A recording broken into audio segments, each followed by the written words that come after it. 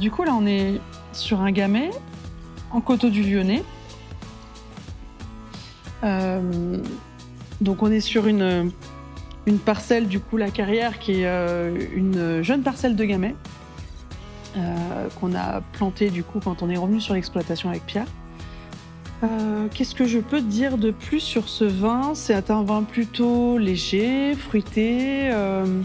On est sur un millésime 24, donc qui est vraiment profil léger fruité en fait. Ça détermine bien le millésime, je pense. Ouais, à part les notes épicées. Hein. Oui. Et puis après, on a de la fraîcheur. Ça, c'est typique des gamets sur Gneiss. On déguste régulièrement nos vins. C'est la base. De toute façon, le suivi de l'élevage passe par une dégustation régulière.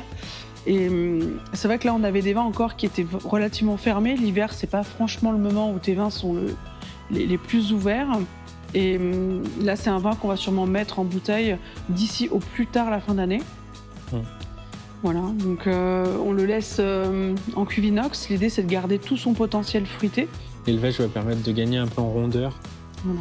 Et donc, normalement, la mise en bouteille, ça va être cet été ou à l'automne. Voilà. Parce que du coup, là, on va commencer tout juste à vendre le millésime 2023. Ouais. Voilà, donc on a le millésime 2023 à vendre. Ça nous permet de prendre le temps de mettre en bouteille et de laisser reposer le vin en bouteille. Voilà.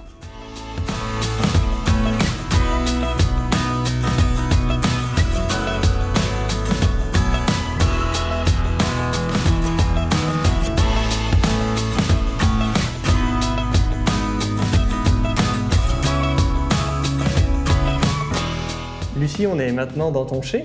Ouais. Merci de nous accueillir. Alors je dis chai, est-ce qu'on est dans le chai ou plutôt comment tu l'appelles cet endroit? C'est le chai à barrique. Chai à barrique. Chai à barrique, alors effectivement, on a aussi les amphores, mais c'est le chai, effectivement. Ok. Alors combien de cuvées sortent aujourd'hui du chai? Alors du chai, on a 12 vins. On a Ok. 12 vins et avec 8 cépages. Et de toutes ces cuvées, tu produis combien de bouteilles? C'est 45 000 bouteilles. 45 000 bouteilles. Ouais, en moyenne. Hein. En moyenne, oui. Voilà. Ça dépend des années, effectivement. Ah et des effectivement. Très bien. On prend un 2022 et on prend un 2024. C'était pas du tout les mêmes quantités de nombre de bouteilles. Je comprends. Une fois du coup que dans la vigne, vous avez fait les vendanges, vendanges qui sont d'ailleurs manuelles, mécaniques. C'est la majeure partie manuelle. On a une petite partie en mécanique pour les blancs. Ok. Parce qu'il y a le côté aussi pratique de la vendange en tout début de matinée à 5-6 heures du matin. Et tu rentres vraiment une vendange hyper fraîche. Et tu n'utilises quasiment pas de froid pour débourber tes blancs. Donc c'est cool. Juste extraordinaire. Voilà. Tu peux te mettre du coup sur la nature qui fait son œuvre. Ouais. Et puis, mine de rien, le blanc, on le presse directement. Il n'y a pas cette macération avec les pellicules. Et donc, forcément, une vendange mécanique, pour nous, a moins d'impact sur la qualité, en fait. Voilà. Il n'y a pas vraiment d'incidence. Alors, c'est très bien. Tu me fais un lien justement vers la vinification. Qu'est-ce qui se passe une fois qu'on a ramassé le raisin? Il arrive où et qu'est-ce que vous faites? Alors, une fois qu'on a ramassé le raisin, pour le blanc, on le presse directement. Et puis après, du coup, il y a une partie qui est vinifiée, élevée en cuve, une partie vinifiée, élevée en fût de chêne et une partie macérée et élevée en amphore. On a les trois modes d'élevage et avec différents cépages. D'accord. Voilà. Donc, c'est pour ça, d'où la diversité de nos vins. Ouais. Ça, c'est pour les raisins blancs. Et pour les raisins rouges, on égrappe quasiment la majeure partie des rafles. Une fois égrappés, les raisins sont mis en cuve béton, pour la plupart en cuve béton pour les fermentations et les macérations. On travaille nos vins du coup de méthode, on vinifie de méthode naturelle, donc c'est-à-dire qu'on a 0 intrant pendant les vinifications. Okay.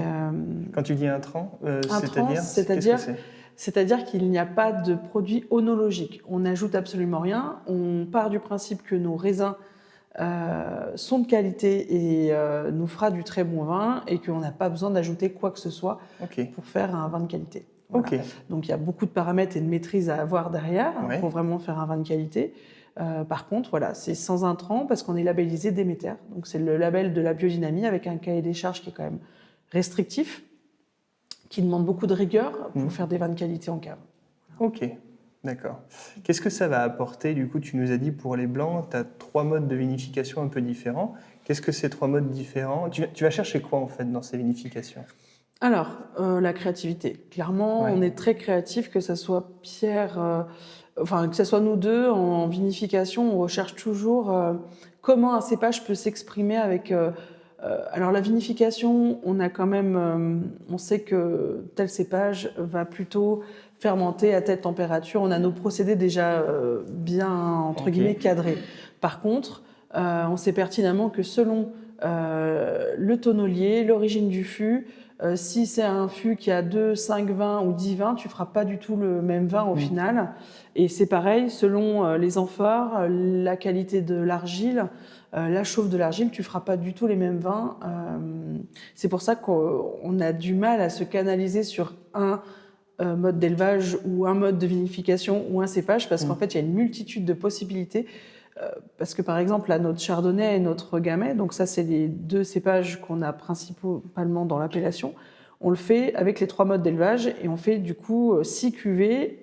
Et l'intérêt, c'est vraiment l'intérêt pour nous, le côté créatif, et pour les clients, le côté ludique, de se dire qu'avec un seul et même terroir, un cépage et plusieurs modes d'élevage, vous avez un vin complètement différent. Voilà. D'accord, ok. J'aime beaucoup, je fais toute une partie onotourisme sur le domaine où j'accueille beaucoup de particuliers et j'explique justement toutes nos vinifications, nos méthodes d'élevage de manière plutôt simple et ludique. C'est à la fois très formateur pour nos clients parce que ils voyaient vraiment la différence organoleptique du vin sur un mode d'élevage différent. Donc en fait, nous on s'éclate et les clients nous disent « Ah oui, effectivement, bah là, je suis plus blanc en chardonnay en fût.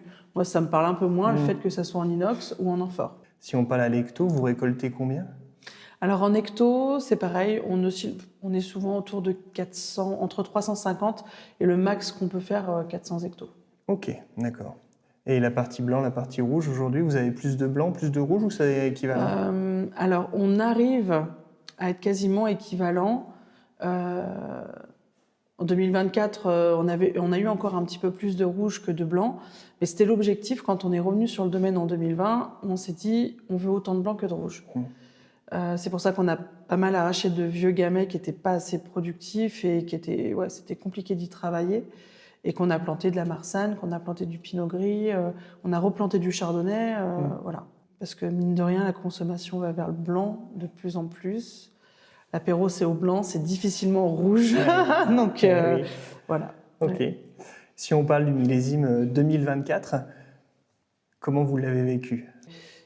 Il y aurait eu un petit peu moins d'eau. On a eu quand même un gros orage d'eau, enfin que de pluie, hein, pas de grêle, pendant les vendanges, qui nous a fait rentrer donc des raisins, des gamets particulièrement, qui n'étaient pas tout à fait assez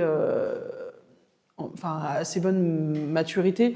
Alors, on ne parle pas de la maturité phénolique, on parle plus de la quantité de sucre. Alors, ça fait des vins à 10-11 degrés max. Okay. Mais au final, est-ce que c'est pas ce que les consommateurs recherchent, d'avoir des vins plus légers, plus frais, d'avoir le côté fruité et d'avoir des rouges justement qu'on peut boire, mettre dans le frigo, boire un peu frais. Voilà.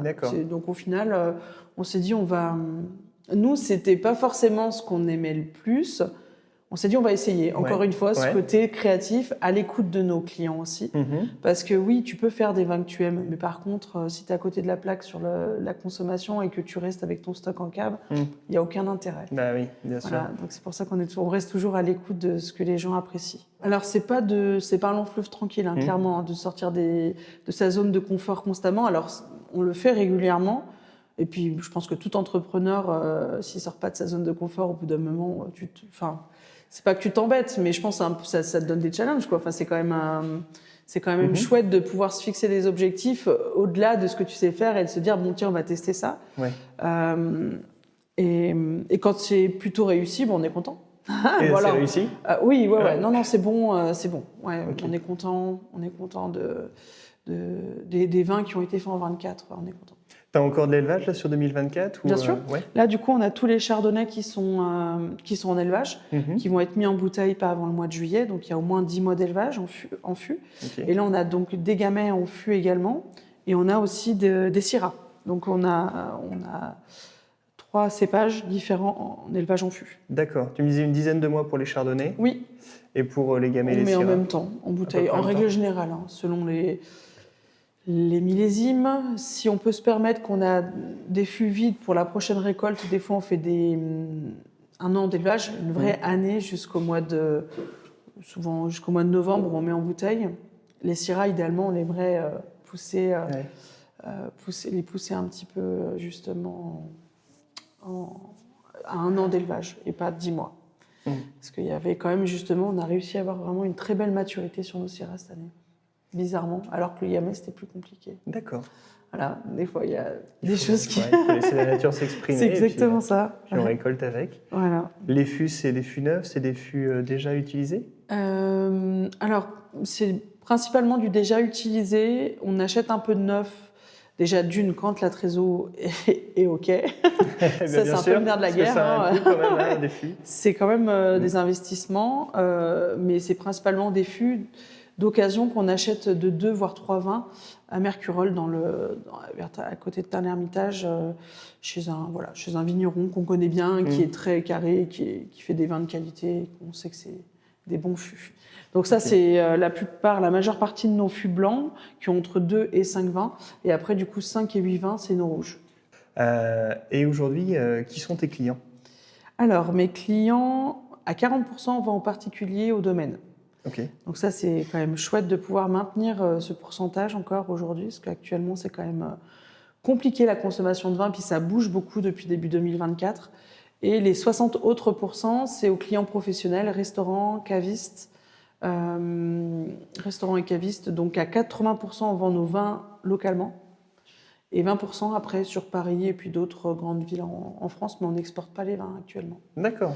Ok. Donc ce qui se passe aux États-Unis aujourd'hui, non, ça nous impacte pas du tout. Passe au-dessus. Ouais, ça fait depuis 2018 que je travaille justement dans l'idée de développer un réseau de clients professionnels en France.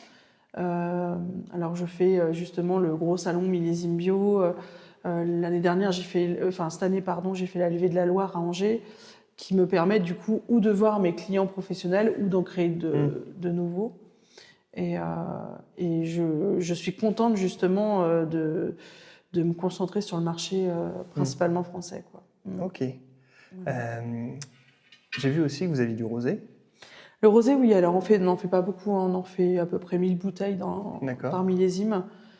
C'est un rosé de presse et du coup le rosé on le met directement en fût. La fermentation se fait en fût de chêne. Fin de fermentation, on soutire le rosé et après du coup on enlève les lits de gamay, on met des lits de chardonnay pour l'élevage. Et du coup on y élève pendant 6 mois. D'accord. Pendant 6 mois et on bâtonne le rosé comme nos chardonnays. Okay. Donc en fait on a un profil aromatique qui est similaire à un blanc, des textures justement en bouche où tu te dis, tiens, c'est rigolo, tu as le côté beurré, tu as le gras du chardonnay, mais par contre, on n'a pas ces aromatiques de chardonnay. D'accord. Et c'est vrai que les gens, à l'aveugle, clairement, pensent que c'est un blanc. Voilà. C'est intéressant, dis donc. Donc c'est intéressant. C'est intéressant, et puis on a su se démarquer un petit peu de ce qui se faisait aussi, donc c'est quand même chouette. Tes cuvées sont en appellation? Oui. La plupart de notre volume de vin est en appellation Coteaux-du-Lyonnais. Et après, on a les vins de France. Du coup, tout ce qui est... les Coteaux-du-Lyonnais, du coup, c'est gamay, chardonnay et aligoté. Donc, tous les autres cépages, on les vinifie et ils sont vins de France.